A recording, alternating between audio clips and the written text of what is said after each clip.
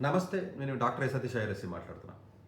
ఈరోజు అంటే ఎప్పుడు చెప్పే వీడియో ఇది ఎడ్యుకేషన్‌కి సంబంధించి కాదండి. కొంచెం నాకెందుకో బాధ కలిగి ఈ విషయం మీద నేను స్పందిద్దామని చెప్పి నేను అంటే అప్పుడప్పుడు కొన్ని వీడియోస్ సోషల్ ఇష్యూస్ లేకపోతే కొంత సెన్సిటైజ్డ్ ఇష్యూస్ మీద కూడా నేను మాట్లాడుతూ ఉంటాను. సో, ఈరోజు నేను చెప్పే వీడియో ఏదైతే ఉంటుందో ఎందుకంటే నేను గవర్నమెంట్‌లో 20 ఇయర్స్ నేను వర్క్ చేశాను కాబట్టి గవర్నమెంట్ సిస్టమ్ మీద పూర్తి అవగాహన ఉన్నటువంటి వ్యక్తి నేను. సో, ఎందుకంటే గవర్నమెంట్‌లో హానెస్ట్‌గా ఉన్న ఆఫీసర్స్‌ని ఏ విధంగా చూస్తారో, పోస్టింగ్‌లు ఏ విధంగా ఇస్తారో, లేకపోతే మేనేజ్ ఎలా చేసుకుంటారో, కరప్షన్స్ ఎట్లా జరుగుతాయి, అసలు కరప్షన్ చేయనోడి మీదే కరప్షన్ చేసాడని కేసులు పెట్టి రకరకాల సిబిఐ, ఈడీ కేసులు పెట్టి ఎలా ఇబ్బంది పెడతారో, కరప్షన్ చేసి వందల వేల కోట్లు సంపాదించిన వాళ్ళు ఏ విధంగా రాయల్‌గా తిరుగుతూ ఉంటారో అన్న దాని మీద ఆఫ్‌కోర్స్ నేను ఎప్పుడు వాటి మీద ఎక్కువ స్పందించలేదు. బట్ ఈరోజు ఒక న్యూస్ చదివి ఎందుకంటే నాకు ఇంతకుముందు తెలిసినటువంటి వ్యక్తే.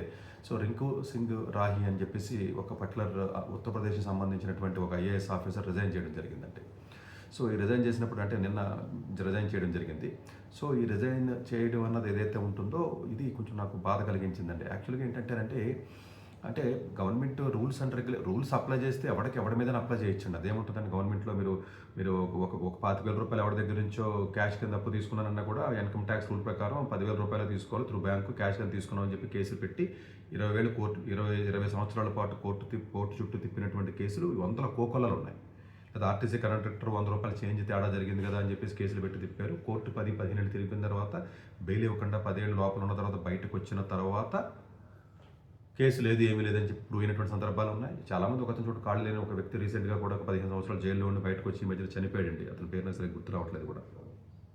ఇట్లాంటి ఉదంతాలు మన దేశంలో ఎన్నో ఉంటాయండి. ఇలాంటి జ్యుడిషియరీ సిస్టంలో, ఇలాంటి పొలిటికల్ సిస్టంలో, ఇలాంటి బ్యూరోక్రాటిక్ సిస్టంలో హానెస్ట్ ఆఫీసర్స్కి చోటు ఉందా అని అడిగితే ప్రాబబుల్లీ నా 20 ఏళ్ల ఎక్స్పీరియన్స్‌లో నాకు అర్థమైంది ఏంటంటే చోటు లేదనే చెప్పాలండి. ఓన్లీ అంటే అఫ్‌కోర్స్ ఇది ఒక కాంట్రవర్సీ స్టేట్మెంట్‌గా అనిపించొచ్చు కానీ నేను చూసిన నా పర్సనల్ ఎక్స్పీరియన్స్‌లో గాని నేను చూసినటువంటి ఎగ్జాంపుల్స్ వరకు మాత్రం నేను చెప్పగలుగుతానండి. అంటే అసలు లేరా అంటే అసలు లేకుండా లేను. కొంతమంది ఉన్నారు కాబట్టే కనీసం దేశం ముందుగానే వెళ్తుంది. బట్ చాలామంది సఫర్ అవుతున్నమాట వాస్తవం అండి. 2022 బ్యాచ్ ఐఏఎస్ బ్యాచ్‌కి సంబంధించిన ఆఫీసర్ ఎవరైతే ఉన్నారో ఈయన రింకు సింగ్ రాహి ఎవరైతే ఉన్నారో బేసికల్‌గా is whistle blower type of officer అండి ఇతను. యాక్చువల్‌గా ఏంటంటే ఇతను జాయిన్ అయినటువంటి జూలై 28ని 2025 అంటే 2021లో సివిల్ సర్వీస్ ఎగ్జామ్ రాసి 2022 బ్యాచ్ కింద సెలెక్ట్ అయిన తర్వాత ట్రైనింగ్ అయిపోయిన తర్వాత జూలై 28, 2025లో ఈ సబ్ డివిజనల్ మెజిస్ట్రేట్ కింద ఏదైతే షాజాన్పూర్లో ఏదైతే ఉత్తరప్రదేశ్లో ఉందో అతనికి అప్పుడు పోస్ట్ ఇవ్వడం జరిగింది ఎస్డిఎం కింద పోస్ట్ ఇచ్చిన తర్వాత ఆ పోస్ట్ డ్యూటీలో జాయిన్ అయిన 36 గంటలకే అతన్ని కెప్ట్ అసైడ్ అనుకోండి తీసుకొచ్చి అటాచ్డ్ పొజిషన్లో పెట్టి రెవెన్యూ డిపార్ట్మెంట్కి అటాచ్ చేసి ఎలాంటి ఉద్యోగం ఎలాంటి పని లేకుండా శాలరీ ఇస్తూ పని ఇవ్వకుండా సర్వీస్ చేయడానికి ఎలాంటి అవకాశం లేకుండా అతను పెట్టారు. నేను జీతం తీసుకోవడం కూడా కరప్షనే. ఎలాంటి పని నాకు ఇవ్వట్లేదు, ఎలాంటి పని నేను చేయడం లేదు, నాకు ఉత్తినే శాలరీ తీసుకోవడం ఇంతకంటే పెద్ద కరప్షన్ లేదు అని చెప్పి ఖాళీగా కూర్చుని శాలరీ గవర్నమెంట్ ఎందుకు ఇవ్వాలి, ఆ మనీ పబ్లిక్ మనీయే కదా, నన్ను పక్కన కూర్చోబెట్టి శాలరీ ఇవ్వడం వల్ల దీనికంటే పెద్ద కరప్షన్ ఏంటి అని చెప్పేసి ఒక కొత్త పాయింట్ నేను రైట్ చేశాడు. లాజికల్గా కరెక్టే కదా, ఖాళీగా పని చెప్పకుండా కూర్చోబెట్టి జీతం ఇవ్వడం కూడా మరి కరప్షనే కదా. అది ఇట్స్ డైరెక్ట్ కరప్షన్ అనేది పక్కన పెట్టండి. అది మీరే ఆలోచించండి. అది గవర్నమెంట్ కరప్షన్ చేస్తున్నట్ట లేకపోతే ఇండైరెక్ట్గా పబ్లిక్ మనీని అలా పని లేకుండా అలా కూర్చోబెట్టి అటాచ్ పొజిషన్ అని చెప్పేసి పెట్టి రెవెన్యూ డిపార్ట్మెంట్కి పెట్టడం జరిగింది. యాక్చువల్గా ఈ ఆఫీసర్ గురించి కొంచెం మీరు లోతుగా వెళ్ళినట్లయితే ఇతను బేసికల్గా స్టేట్ కమిషన్ పీసీఎస్ అంటారండి, పబ్లిక్ సర్వీస్ కమిషన్. ఎలాగైతే మనకి ఏపీఎస్సీ గ్రూప్ 1 అలాగే తెలంగాణ గ్రూప్ 1 ఏదైతే ఉంటాయో ఆ టైప్ ఆఫ్ సర్వీస్ 2004లో అతను ఆల్రెడీ సర్వీస్లోకి వచ్చి 2005లో కూడా అతను జాబ్ చేసి సోషల్ వెల్ఫేర్కి సంబంధించినటువంటి స్కాలర్షిప్స్ పెన్షన్కి సంబంధించిన డిపార్ట్మెంట్లో అతను సోషల్ వెల్ఫేర్కి సంబంధించినప్పుడు 2007, 2008, 2009 ఆ టైంలో కూడా వర్క్ చేసినప్పుడు ఇతను ఎన్నో స్కామ్స్ని బయటకు తీసుకొచ్చాడు. స్కాలర్షిప్ స్కామ్స్ని, పెన్షన్ స్కీమ్స్ తీసుకొచ్చినందుకు దాని మీద బుల్లెట్స్తో అతని మీద చాలా దాడి జరిగితే అతను చావబోయి బతికాడు, హాస్పిటల్లో ఉన్నాడు, బుల్లెట్స్ దిగిని కంటి మీద కూడా కన్ను ఒకటి పోయింది అతనికి. పోతే అప్పుడు డిజేబుల్ కోటాలో అతను ఇంకా పబ్లిక్ సర్వీస్ చేయాలని, అంత జరిగినా కూడా ఎన్నోసార్లు అటాక్ జరిగినా కూడా పబ్లిక్ సర్వీస్ చేయాలని మళ్ళీ 2021లో సివిల్ సర్వీస్ ఎగ్జామ్ రాసి మళ్ళీ ఐఏఎస్ కింద అయ్యాడు అతను. మళ్ళీ ఎస్డిఎం దీని కింద వచ్చాడు. సో అసలు ఇంటిగ్రిటీ అతను చేసిన తప్పు ఏమిటి అంటే అతను జాయిన్ అయిన 36 గంటల్లో ఎందుకు తీసేశారు అంటే అతను లోపలికి జాయిన్ అయిన తర్వాత ఈ యొక్క ఏవైతే ఆఫీసెస్ ఎస్డిఎం ఆఫీస్ ఏదైతే ఉంటుందో, ఎస్డిఎం ఆఫీస్ అంటే అన్నీ ఉంటాయి, రెవెన్యూ డిపార్ట్మెంట్ ఉంటాయి, లాయర్లు ఉంటారు, మొత్తం అంతా కలిపే ఉంటుంది అదంతా కూడా. ఏదైతే సబ్ డివిజనల్ మెజిస్ట్రేట్ ఆఫీస్ ఏదైతే మాకు ఉందో ఆఫీసు చుట్టుపక్కల పరిసర ప్రాంతాలు ఏవైతే ఉన్నాయో శానిటేషన్ కానీ క్లీనినెస్ కానీ సరైనటువంటిది ఏది లేదు అని చెప్పి అతను ఏం చేశాడంటే అక్కడ ఆ టైంలో పబ్లిక్ ఉన్నారు, ఆ టైంలో కొంతమంది లాయర్లు కూడా ఉన్నారు, వాళ్ళందరూ ఉండగానే వాళ్ళ సమక్షంలో గుంజలు తీశాడు చెవులు పట్టుకుని సిటప్స్. సిటప్ చేసి గుంజలు తీసి ఇది గవర్నమెంట్ తరపు నుంచి నేను క్షమాపణ కోరుతున్నాను, ఇది అడ్మినిస్ట్రేషన్ తప్పు, దీన్ని నేను సరి చేస్తాను అని చెప్పాడు. దీనికి డిఫరెంట్గా తీసుకునే లాయర్లు గవర్నమెంట్ క్షమాపణ చెప్పడం ఏంటి, గవర్నమెంట్ ఎక్కడన్నా క్షమాపణ చెప్పుద్దా? అసలు ఏ కాలంలో ఉన్నామండి అసలు మనం, నాకు అర్థం కాదండి. తప్పు అంటే నేను జాబ్ చేసిన టైంలో కూడా ఏదైనా తప్పు జరిగితే, ఏదైనా ఇష్యూ జరిగితే ఇది తప్పు అని చెప్పితే మనం చెప్పకూడదు గవర్నమెంట్ కాబట్టి. పబ్లిక్ మనీ రాంగ్గా యూటిలైజేషన్ అవుతుందని చెప్పినా తప్పితే. సో అతను ఏం చేశారు, ఇమీడియట్గా అతన్ని సస్పెండ్ చేయడం, అది అతను కెప్టెన్ సైడ్లో పెట్టి పోస్టింగ్ 36 అవర్స్లోనే కాల్ బ్యాక్ చేసేసారు. అతన్ని చేసి జూలై 28ని అతను జాయిన్ అయితే ఆల్మోస్ట్ 2-3 డేస్లోనే 36 అవర్స్లోనే మళ్ళీ అతను పిలిపించి అతన్ని డమ్మీగా ఎటువంటి ఉద్యోగం లేకుండా, ఎలాంటి పని లేకుండా, ఎలాంటి రెస్పాన్సిబిలిటీ లేక, పబ్లిక్ సర్వ్ చేయడానికి అవకాశం లేకుండా కూర్చోబెట్టి పెట్టారు. నాకు శాలరీ ఇస్తున్నారు, నాకు శాలరీ ఎందుకు ఇవ్వాలని క్వశ్చన్ చేశాడు అతను. ఇది కాదా కరప్షన్ అని అడుగుతున్నాడు. చాలామంది ఆఫీసర్లు డిసిషన్ తీసుకోకుండా ప్రాబ్లీ ఇది కొంతమందికి అర్థం కాకపోవచ్చు, డిసిషన్ తీసుకోకుండా 10,000 కోట్లు 20,000 కోట్లు లాంటి పెద్ద ప్రాజెక్టులు కూడా డిసిషన్ తీసుకోకపోవడం వల్ల, భయపడి డిసిషన్ తీసుకోకపోవడము, లేకపోతే చేతకాకపోవడం వల్ల, ఇన్ఎఫిషియన్సీ వల్ల, గవర్నమెంట్లో చాలామంది ఇన్ఎఫిషియన్సీ ఉన్న సిస్టమ్స్ ఉంటారు చాలామంది. ఉంది కాబట్టి 80 ఏళ్ళైనా కూడా ఇండిపెండెన్స్ ఇప్పటికి ఇలాగే ఎడుతున్నాం కదా మనం, ఉంటుంది. ఉన్నప్పుడు వాళ్ళ కదా రియల్ కరప్షన్. ఫర్ ఎగ్జాంపుల్ ఒక పర్టికులర్ ఒక 200 crores ఫండింగ్ ఇచ్చారంటే దేనికో దానికి, సరే 200 crores బీసీ వెల్ఫేర్ కమిషన్కో, లేకపోతే ఎస్సీ వెల్ఫేర్ కమిషన్కో, లేకపోతే ఒక ప్రాజెక్టుకో, లేకపోతే ఒక దానికో ఇచ్చారు. అది ఏది కూడా ప్రాపర్ డెసిషన్స్ తీసుకుని, డైనమిక్గా డెసిషన్ తీసుకుని ముందుకు వెళ్ళడానికి కూడా లేకుండా ఆ వర్క్ ఆపేశారనుకోండి, అది గవర్నమెంట్ కూడా మరి అది కూడా కరప్షనే కదా. ప్రాజెక్టు 2 ఏళ్లలో ఫాస్ట్గా చేయవలసిన డెసిషన్ మేకింగ్, టెండర్స్ ఫైనలైజ్ 1 yearలో చేయవలసిన టెండర్స్ ఫైనలైజేషన్ 10 ఏళ్ళు కూడా చేయకుండా ఉన్న సందర్భాలు లేవా? మీకు పోలవరం ప్రాజెక్టు దగ్గర నుంచి ఏ ప్రాజెక్ట్ తీసుకున్నా డిలే అవ్వడానికి గల కారణం అక్కడ ఉన్నటువంటి ఆఫీసర్స్ కానీ, అక్కడ ఉన్న పొలిటీషియన్స్ వల్ల జరిగినటువంటి తప్పిదం, అలా ఇన్ఎఫిషియన్సీ, డిసిషన్ మేకింగ్ లోపం వల్ల కదా. పొరపాటున ఎవడన్నా ఆనెస్ట్గా ఉన్నవాడు స్పీడ్గా ఏదైనా డిసిషన్ తీసుకుని ముందుకు వెళ్తామంటే అడిగి కేసు పెట్టి పక్కన పెడతారు. వాళ్ళు ఎక్కడ ఫేవర్గా లేకపోతే పక్కన పెడతారు. ఇది చేసి ఇతను చేసి తప్పే ఉంది, నాకు పబ్లిక్కి సారీ చెప్పాడు గుంజలు తీసి. ఏంటి ఇందులో గవర్నమెంట్ తప్పు చెప్పకూడదు ఏముంది, అడ్మినిస్ట్రేషన్ తప్పు సరి చేస్తానని చెప్పాడు, అందులో తప్పే ఉంది. దానికి తీసి పక్కన పెట్టేసి హెరాస్మెంట్ చేసేసి పోస్ట్ ఇవ్వకుండా పెట్టేస్తారా? ఇలాగే ఒక ఐపీఎస్ ఆఫీసర్ని వాళ్ళ వైఫ్ శవాన్ని తీసుకెళ్ళడం లేదండి, ఒక ఐపీఎస్ ఆఫీసర్ని హెరాస్మెంట్ చేసి చంపేశారండి. పంజాబ్లోనూ ఎక్కడోనండి రీసెంట్గానే 20 సంవత్సరాలు ఐజీ క్యాటర్లో ఉన్న ఒక అతన్ని హెరాస్మెంట్ చేస్తే సూసైడ్ చేసి చచ్చిపోయాడు. అతను చచ్చిపోతే ఆ శవం ఉంటుంది కదండి, శవాన్ని తీసుకెళ్ళకూడదని ఆవిడ పాపం గొడవ చేసిందండి. భార్య కూడా ఆఫీసర్, ఐఏఎస్ ఆఫీసర్. ఆవిడ ధర్నా చేస్తే దిక్కులేదు. అంటే ఎంత స్పీడ్గా గవర్నమెంట్ డిసిషన్ తీసుకుంది కదా. సరే గవర్నమెంట్ రూల్ ప్రకారం తప్పే అనుకుందామండి, కాన్స్టిట్యూషన్ ప్రకారం గవర్నమెంట్ తప్పు చెప్పకూడదు, లేదా గవర్నమెంట్ ఆఫీసర్ గుంజలు తీయకూడదు, క్షమాపణ చెప్పకూడదు అని లాలో రాసిందని అనుకుందాం ఈ భాషల ప్రకారం. మరి ఇంతే లాలో ఇలాంటి తప్పులే వేరే పర్సన్స్ పబ్లిక్ వేరే రకమైనటువంటి వీళ్ళు చేసినప్పుడు వాళ్ళ మీద పనిష్మెంట్ తీసుకోవడంలో ఇదే 36 hours రూల్ ఎందుకు అప్లై చేయరు? ఇది నా క్వశ్చన్. 36 hours యాక్షన్ తీసుకున్నారు, సరే మీ ప్రకారం కరెక్టే, కరప్షన్ అదే మీరు ఇంటిగ్రిటీగా ఉన్న ఆఫీసర్ని అలాగే బతకనవారు కాబట్టి చేశారు, తప్పులేదు. బట్ ఇంత స్పీడ్గా తీసుకున్న గవర్నమెంట్ తప్పు చేశాడు, సరిగ్గా శానిటేషన్ మెయింటైన్ చేయలేదు, సరిగ్గా ఆఫీస్ సరిగ్గా మెయింటైన్ చేయలేదు, ఆఫీసు సరిగ్గా రాలేదు, ఆఫీసు సరిగ్గా టైంకి రాలేదు, ఆఫీసులో సరిగ్గా పని చేయలేదు, జీతం తీసుకుంటున్నాడు, ఖాళీగా తిరుగుతున్నాడు, డిసిషన్ తీసుకోలేదు, డిసిషన్ ఫైల్ కావాలని పక్కన పెట్టాడు, కరప్షన్ చేశాడు, లేదా ఇలాంటివి ఎన్నో చూస్తున్నాం కదా రోజు. జ్యుడిషియరీ సిస్టంలో కానీ, అడ్మినిస్ట్రేటివ్ సిస్టంలో కానీ, పొలిటికల్ సిస్టంలో కానీ చాలా చూస్తున్నాం కదా. మీరు ఇదే 36 hours వాళ్ళని ఎందుకు మీరు పనిష్మెంట్ చేయరండి? ఇదే గవర్నమెంట్ రూల్ని అప్లై చేసి వాళ్ళని ఎందుకు పక్కన పెట్టరు? అంటే గవర్నమెంట్కి ఇబ్బంది కలిగే మాట అంటే ఒక మతానికి సంబంధించి అంటేనో, ఒక కులానికి సంబంధించో, గవర్నమెంట్కి సంబంధించి అన్నప్పుడు మాత్రం రూల్స్ అన్నీ పర్ఫెక్ట్గా వస్తాయి కదా. ఒక 20,000 రూపాయలు 40,000 రూపాయలు క్యాష్ ట్రాన్సాక్షన్ అప్పు అవసరమైతే ఫ్రెండ్ దగ్గర తీసుకున్నాను అని అంటే నాకు 4 సంవత్సరాల పాటు లెటర్లు ఇచ్చి దానికి ఎక్స్ప్లెనేషన్ అడిగారు నన్ను. క్యాష్ తీసుకోకూడదు, ఇన్కమ్ ట్యాక్స్ రూల్ ప్రకారం 20,000 తీసుకోవాలి కదా, 10,000 తీసుకోవాలి కదా అంటే తెచ్చుకున్నట్టు సరే క్యాష్ ట్రాన్సాక్షన్ జరుగుతాయి కదా, 10,000 20,000 జరుగుతాయి కదా అంటే అది రూల్ ఉంది కదా కాబట్టి పనిష్మెంట్ తీసుకుంటాం అని చెప్తారు. లేకపోతే ఒక బస్సు కండక్టర్ని ఇబ్బంది పెట్టి 10 సంవత్సరాల పాటు జైల్లో పెట్టారు, తర్వాత తప్పలేదన్నారు, 100 రూపాయలు చిల్లర తక్కువ వచ్చిందని. ఒక వ్యక్తిని సోషల్ కాజ్ గురించి ధర్నాలు చేస్తే, మంచి సోషల్ కాజ్ గురించి అతను తీసుకెళ్లి పెడితే, ఒక అతన్ని పిహెచ్ క్యాండిడేట్ కాళ్ళే నుండి జైల్లో పెట్టి 10 ఏళ్ళ తర్వాత నిర్దోషం రిలీజ్ చేశారండి మహారాష్ట్రలో. రీసెంట్గా చనిపోయాడండి అతను, చూడండి ఒకసారి అతనిదే, నాకు పేరు గుర్తు రావట్లేదు కానీ.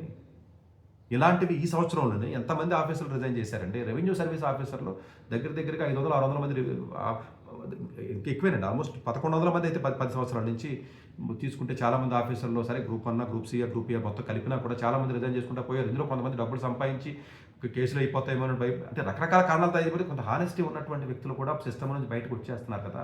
ఎంతమంది అని కాదండి, పొలిటీషియన్స్ను మేనేజ్ చేయాలి, పోస్టింగ్ల గురించి మేనేజ్ చేయాలి, లేకపోతే చెప్పినవన్నీ చెయ్యాలి. రూల్స్ ఎవరికి కావాల్సినట్టు దానికి అంటే if you show the officer I will show the rule. ఏంటంటే పాపం కదండి. గన్న ఫైరింగ్ జరిగిందండి అతని మీద, అయినా కూడా ఎక్కడ సోషల్ వెల్ఫేర్లో పిల్లలకి చిన్నపిల్లలకి స్కాలర్షిప్లకు సంబంధించి డబ్బులు ఏవైతే ఉంటాయో ముసలివాళ్ళకి పెన్షన్ డబ్బులు సంబంధించి ఉంటే స్కామ్ బయట పెట్టాడండి అతను. పెడితే చాలామంది ఎవరైతే ఉంటారో గన్న ఫైరింగ్ చేస్తే 7 బుల్లెట్లు అండి, అతను కన్ను కూడా పోయిందండి. అయినా కూడా గవర్నమెంట్కి సేవ చేయాలి ఉన్నాడండి. వాళ్ళ ఫాదర్ ఇంటర్వ్యూ చేశాడండి. ఎలాంటి ఇల్లు తెలిస్తే చాలా చిన్న ఇల్లు అంట. మా ఫ్రెండ్ నా ఫోన్ చేస్తే ఫోన్ నాకు చెప్తున్నాడు, పవన్ అని మా ఫ్రెండ్ ఉంటాడు, ఆయన చెప్తున్నాడు నాకు ఇందాక. నేను ఆయన పంపించాడు నాకు యాక్చువల్గా ఇది. నాకు పంపించి చూస్తే నాకు చాలా బాధ కలిగిందండి. చాలా చిన్న హౌస్లో ఉండి అతను ఇంటర్వ్యూ చేశాడంటే అంటే ఎలాంటి జీవనాన్ని అతను గడుపుతున్నాడండి. చాలా అతి సాధారణమైనటువంటి బిలో మిడిల్ క్లాస్ లాంటి జీవనాన్ని గడుపుతున్నటువంటి ఫ్యామిలీ, అతను ఇంటిగ్రిటీగా ఉన్నటువంటి వ్యక్తుల్ని ఇట్లా మీరు ఏరుకుంటా పోయి ఇలా రూల్స్ అన్ని రెగ్యులేషన్స్ అన్ని ఇలా ఇష్టం వచ్చినట్టు అంటే మీకు నచ్చకపోతే ఒక రూల్. ఇండియన్ కాన్స్టిట్యూషన్లో ఉన్న దరిద్రం ఏంటంటే, ఇండియన్ జ్యుడిషియల్ సిస్టంలో దరిద్రం ఏంటంటే భగవంతుడి మీద కూడా కేసు పెట్టవచ్చు, ఎవడి మీదనే కేసు పెట్టేలాంటి రూల్స్ ఉంటాయి. ఇదిగో నువ్వు ఇలా నుంచోవాలి, ఇలా నుంచోలేదు, ఇలా నుంచున్నావు కాబట్టి నీ మీద కేసు పెడతాను. ఇట్లాంటి సిస్టమ్స్ ఏవైతే ఉన్నాయో ఇలాంటి విధానాలు ఎక్కువగా ఉన్నాయి. సో ఇది నాకు నిజంగా చాలా బాధ కలిగిందండి. అంటే ఇలాంటి ఆఫీసర్స్ని మనం కోల్పోకూడదండి. వీళ్ళు ఎంతో కొంత అతను చలించి చేస్తారని గుంజలు తీశాడు పబ్లిక్ ముందు, పబ్లిక్కి క్షమాపణ చెప్పాడు. ఇది ఒప్పుకోలేదు లాయర్లు కానీ, పబ్లిక్ కానీ ఒప్పుకోవట్లేదు, గవర్నమెంట్ కానీ. అసలు ఎట్లాంటి నా 80 ఏళ్ళు కాదండి, ఇంకో 150 ఏళ్ళు అయినా కూడా మన దేశం ఇలాగే ఉంటుంది కదా.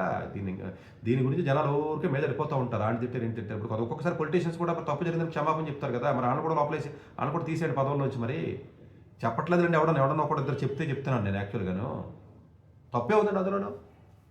సరిగ్గా క్లీన్ చేయలేకపోయింది, అదే తప్పు. ఎందుకంటే ఆఫీస్ ఇప్పుడు వీళ్ళు ఏమంటారంటే నువ్వు అడ్మినిస్ట్రేషన్లో ఉన్నావు కదా, నువ్వే ఆఫీసర్ కదా, నువ్వే సరి చేయాలి కదా, నీదే బాధ్యత కదా, నువ్వెందుకు సారీ చెప్తున్నావు. అతను వెళ్ళిన టైంకి అలా అనిపించింది, సారీ ఇలా ఉండకూడదు, ఇలా ఉందని సరి చేస్తానని చెప్పాడు. సరే అతను చెప్పడంలో తప్పు ఉందని మీరు కొంతమంది వాదించవచ్చు కానీ, బట్ అంత 36 గంటల్లోనే అంత సీరియస్గా యాక్షన్ తీసుకున్నటువంటి దమ్ము ఉన్నటువంటి అంత స్పీడ్గా తీసుకున్నటువంటి ఇలాంటి సమాజంలో మనం ఉన్నప్పుడు, తప్పులు చేసినప్పుడు లేకపోతే కరప్షన్ చేసినప్పుడు లేకపోతే ఇలా ఇష్టం వచ్చిన పనులు చేసినప్పుడు సంవత్సరాలు అయినా కూడా వాళ్ళకి జస్టిస్ జరగట్లేదు కదా. మరి దాన్ని మనం ఏమనుకుని ప్రశ్నిద్దాం మనం. మరి డిసిషన్ తీసుకోకుండా ఇన్ఎఫిషియెంట్ ఆఫీసర్స్ ఆనెస్ట్ ఆఫీసర్లు అంటారు కొంతమంది. ఇదో ప్రాబ్లం అని డిసిషన్ తీసుకుని ఆఫీసర్లు ఉంటారు కొంతమంది, వాళ్ళు ఇన్ఎఫిషియెంట్ని ఆనెస్టీ అని పేరెట్టుకుంటారు. భయపడి కొంతమంది డిసిషన్ తీసుకోరు, ఆ డబ్బులు తీసుకోడు, డిసిషన్ తీసుకోడు. వాడి వల్ల కూడా సొసైటీకి నష్టమే. అందుకనే కదా కంట్రీ ముందుకు వెళ్ళట్లేదు. ఈ ప్రాజెక్ట్స్ లేకపోతే ఈ డెవలప్మెంట్ లేకుండా పోతుంది. సెంట్రల్ గవర్నమెంట్ బడ్జెట్లో కానీ, స్టేట్ గవర్నమెంట్ బడ్జెట్లో కానీ చాలా వరకు బడ్జెట్లు మళ్ళీ వెనక్కి వచ్చేస్తూ ఉంటాయండి. రెవెన్యూ ఎస్టిమేటు, రివైజర్ ఎస్టిమేటు, జనరల్గా ఇవి అది టెక్నికల్ నాలెడ్జ్ అంటే చెప్పినా మీకు అర్థం కాదు కానీ. సో చాలా ఫండ్స్ యూటిలైజేషన్ అవ్వకుండా వెనక్కి వచ్చేస్తున్నాయని రోజు మీడియాలో వింటారు కదా. ఆ ఎఫిషియన్సీ అంటే ఇన్ఎఫిషియన్సీ ఉంటే ఆనెస్టీ అంటారండి. వర్క్ చేసి కొంచెం ఏదో డెసిషన్ తీసుకుంటేనేమో ఇబ్బంది అంటారు, లేదా తప్పు జరిగితే సరి చేస్తానన్నవాడిని లోపలేస్తారు. అంటే ఎవడు అంటే జస్ట్ ఒక పపెట్ కింద లేకపోతే ఇంకో రకంగా కింద మరి ఎట్లా ఉన్నది ఏంటి అనేది. అంటే ఇది సెన్సిటివ్ టాపిక్ అండి, మాట్లాడకూడదు. బట్ నాకు ఎందుకు బాధ కలిగి నాకు అనిపించిందండి. అంటే మేబీ రూల్ ప్రకారం అతను తప్పు చేసి ఉండొచ్చేమో, అలా చెప్పకూడదు అనేది. బట్ యాజ్ ఏ సిటిజన్ కింద, యాజ్ ఏ పబ్లిక్ పర్సన్ కింద మరి అతను 6 months కూర్చోబెట్టి శాలరీ ఫ్రీగా ఇచ్చినప్పుడు గవర్నమెంట్ ఫ్రీ మనీ నాకు శాలరీ ఇస్తున్నారు కదా, ఇది కదా కరప్షను, ఇది తప్పు కదా అని అడిగాడు. ఆ క్వశ్చన్ నేను మీకు చెప్తున్నాను అంతే. తప్పు కదా పబ్లిక్ ఆలోచించుకోవాలి. మనకి చాలామందిని ఇబ్బంది పెడుతున్నటువంటి పరిస్థితి ఉంది. అంటే ఇది సిస్టమే డిఫరెంట్ అండి యాక్చువల్గా. అంటే పబ్లిక్ అలా అలవాటు పడిపోయినట్టున్నారండి. గవర్నమెంట్ అంటే ఎవరికి జవాబుదారీ కాదు, అటు చెప్పిందే వినాలి అన్న పద్ధతికి మరి జనాలు అలా అలవాటు చేశారా లేదా పొలిటీషియన్స్ అట్లా అలవాటు చేశారో నాకు తెలియదు. బట్ ఇదైతే కొంచెం నాకు బాధగా కొంతమంది ఉండాలండి. అతని ఫాదర్ని, అతని హౌస్ని, అతనికి ఉన్న లైఫ్ స్టైల్ని, లేకపోతే అతనికి ఎన్నో అటాక్లు జరిగినాయి, ఇంతకుముందు ఎన్నో స్కామ్లు తీసాడండి అతను. విజ్ బ్లోవర్.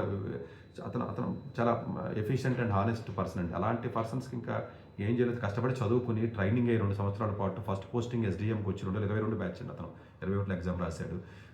జాయిన్ అయిన 3 రోజులకి ఇలా జరిగితే అంటే మీరు అనొచ్చు అతను ఆవేశంగా అలా చేశాడండి, అతనికి తెలియదు, అతను ఫస్ట్ జాయిన్ అయ్యాడు జాబ్. ఫస్ట్ టైం కదా, అంతకుముందు స్టేట్ సర్వీస్ కమిషన్లో చేశాడు. అతనికి చాలా సంవత్సరాల అనుభవం ఉందండి.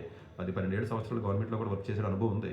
అనుభవం లేకుండా లేదు. బట్ అతను సరి చేద్దామని అనుకుంటున్నాడు. దానికి కొంత బ్రీతింగ్ టైం ఇచ్చే బాగుంటుంది, లేదా వేరే పోస్టింగ్ ఇచ్చుంటే బాగుంటుంది. తీసేసి తప్పేం లేదండి. అతనే ఏమంటాడు, తీశారు కదా, వేరే పోస్టింగ్ ఇవ్వాలి కదంటే, ఇంకా గవర్నమెంట్కే పనికిరావు ఈ టైప్ ఆఫ్ మైండ్ సెట్ ఉన్నవాడివి, నువ్వు క్వశ్చన్ చేయకూడదు గవర్నమెంట్ని అని తీసేయడం అనేది ఎంతవరకు వాస్తవం అనేది మనం పబ్లిక్ ఆలోచించుకోవాల్సినటువంటి అవసరం ఉందంటే, ఇందు గురించేనండి సివిల్ సర్వీస్ లాంటి ఎగ్జామ్ చాలామంది రాసినా కూడా ఉద్యోగాలు రిజైన్ చేసి పోతున్నారు చాలామంది. ఈ ఐపీఎస్లకి, ఐఏఎస్లకి, వీటికి అట్లకి. ఎందుకంటే చాలామంది ఎంతోమంది రిజైన్ చేసి పోతున్నారు. మా బ్యాచ్లో ఉన్నవాళ్ళు 10 మంది లేరండి, అసలు బయట ఉన్నారు ఎక్కడో.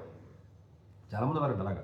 సరే, మళ్ళీ నేను మాట్లాడితే డిస్కస్ చేస్తాను అది ఇది అంటారు కానీ అంటే బాగా డబ్బు ఉన్నవాడు ఏదైనా మనకి కరప్షన్ చేయట్లేదు, బాగా డబ్బు ఉన్నవాడు సంపాదించాలన్నవాడన్నా వెళ్ళాలి, లేదంటే వేరే ఉద్దేశం ఉన్నవాడు వెళ్ళాలి తప్ప కొద్దిగా గొప్ప బాగా చేద్దాం అనుకున్న వాడికి ఇప్పుడు గవర్నమెంట్లో ఉన్నారు. అంతకుముందు జగన్మోహన్ రెడ్డి గారు గవర్నమెంట్లోను వాళ్ళు పని చేసిన వాళ్ళందరూ ఇప్పుడు కేసులు పెట్టి ఇప్పుడు పెడుతున్నారు. ఇప్పుడు గవర్నమెంట్ రేవంత్ రెడ్డి గారు గవర్నమెంట్లో ఉన్నారు, నెక్స్ట్ గవర్నమెంట్ వస్తుంది దాని పక్కన పెడతారు. అంటే ఇదంతా సిస్టమ్ని అట్లా ఒక రకమైన సిస్టమ్ని అలా చేసుకుంటూ వచ్చేసామండి. కరప్షన్ సిస్టమా, లేకపోతే అది లాయల్టీ సిస్టమా, లేకపోతేనేమో పొలిటీషియన్స్కి సంబంధించిన సిస్టమా, లేకపోతేనేమో అంటే మనకు నచ్చకపోతే ఒక రూల్ చూపించేస్తుంది గవర్నమెంట్. అంతే కదండి. ఇప్పుడు నేను నచ్చలేదు అనుకున్న బోర్డు ఎవరు నచ్చకపోయినా, ఎలాంటి గొప్ప వ్యక్తి అయినా సరే, మహాత్మా గాంధీ కాదు, జవహర్లాల్ నెహ్రూ కాదు, నరేంద్ర మోడీ కాదు, చంద్రబాబు నాయుడు కాదు, లేకపోతే రేవంత్ రెడ్డి కాదు, ఎలాంటి వాడినైనా సరే జస్ట్ నన్ను అడిగితే 10 నిమిషాల్లో రూల్ చూపిస్తాను, ఈ లోపలే చేసి 10 అని చెప్పేసి. ఆ రూల్స్ అన్ని అలా ఇష్టం వచ్చినట్టు ఫ్రేమ్ చేసి కావాల్సిన వాడి మీద ఉపయోగిస్తున్నాం మనం. ఈడీలని అలాగే ఉపయోగిస్తున్నాం, సిబిఐని అలా ఉపయోగిస్తున్నాం. సో మిగతా వాళ్ళు సంపాదించుకునే వాళ్ళు, మిగతా పైకి వెళ్ళే వాళ్ళు అందరూ కింద క్లర్క్ల కింద ఉండి భోజనాలు ప్లేట్లు కడిగిన వాళ్ళు, లేకపోతేనేమో మామూలుగా చేతులు కట్టుకుని కూర్చున్న వాళ్ళు, వాలంటీర్ కింద ఉన్నవాళ్ళు, పొలిటికల్ లీడర్ల కింద ఉన్నవాళ్ళు, మినిస్టర్లో ఉన్నవాళ్ళు ఉన్నారండి. ఎవరండి ఇంటలెక్చువల్స్ ఎవడున్నాడండి, హానెస్ట్గా చేసేవాడు ఎవడున్నాడో ఎంతమంది ఉన్నారండి? 5% కూడా లేరు కదా, 10% కూడా. మన కులం గురించి, మతం గురించి కొట్టుకుని సచ్చిలే ఉంది ఇప్పుడు. అంతే కదా, ఇప్పుడు ఆకువీళ్ళు రామాలయం కట్టాలా, లేకపోతే ఇంకోటి ఏదో టెంపుల్ కట్టాలా అన్న దాని మీద ఒక 100 రోజులు మనం డిబేట్లు పెట్టి మనం మొత్తం మీడియా అంతా మొత్తం మాట్లాడతాం మనం. అయితే ఇంకొకటి ఏదో ఆ మతం ఉందా, లేకపోతే ఇది ఉందా, ఇది ఉందా, ఇలాంటి వాటి మీద ఎక్కువ ఇంట్రెస్ట్ ఉంటుందండి. పబ్లిక్ క్యూరియాసిటీ ఎక్కువ ఉంటుంది. బట్ ఎట్లాంటి హానెస్టీని మనం చంపుకుంటా ఇప్పటికే వెళ్ళిపోతున్నాం. బట్ ఇంకా ఇలా దిగజారిపోతుంటే భారతదేశం ముందుకు వెళ్తుంది అన్న క్వశ్చన్ మేబీ మీడియాలో చెప్పుకోవడానికి, హైప్ క్రియేట్ చేసుకోవడానికి ఉంటుందేమో తప్ప రియాలిటీ గ్రౌండ్లో ఉందా అని అడిగితే ప్రాబబ్లీ అది మీరు ఆలోచించుకోవచ్చు. Thank you.